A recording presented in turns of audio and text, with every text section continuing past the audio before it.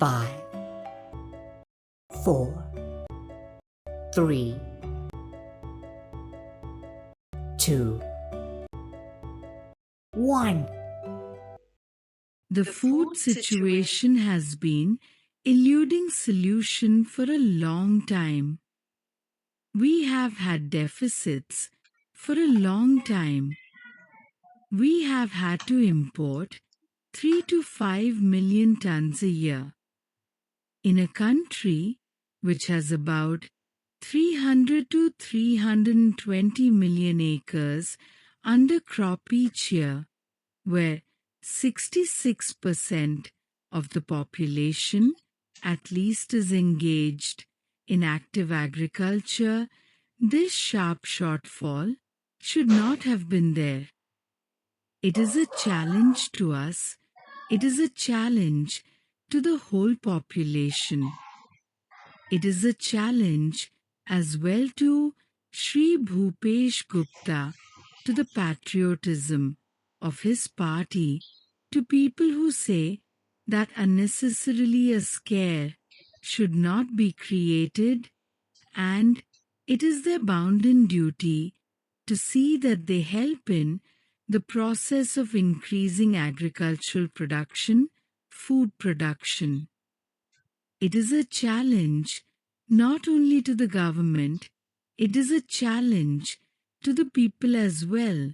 It is a challenge to our intelligence. It is a challenge to the intelligence of the government departments. It is a challenge to the efficiency of the ministers. It is a challenge to the patriotism of the people as well. We have to accept this challenge. After all, you cannot go on continuing imports from foreign countries for a long time. Imports may not be always to our disadvantage, as I am going to show. As the House knows, PL 480 is not entirely to our disadvantage because those PL 480 funds are used or deposited within the country and are used to our benefit on a corresponding amount being deposited by the government. Although in the food account they are a debit for the country, they are an asset because they got spent for the use of the country, for libraries, for universities, and for other things.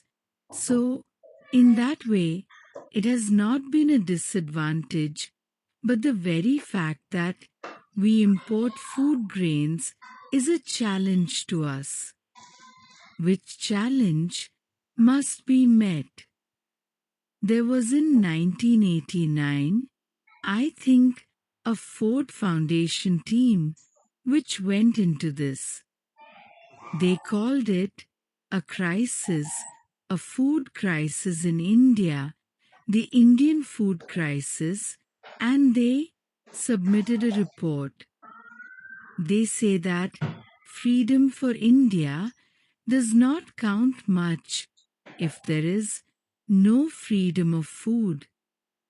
If people do not have their food, they do not value their freedom. As the House knows, the Prime Minister sent out a circular to all the states 2 or 3 years ago requesting that the portfolio of agriculture in the states should not be neglected, it should be entrusted to an important minister. I think the National Development Council considered this question, and they said that as far as possible, the chief ministers in the states should handle the portfolio themselves.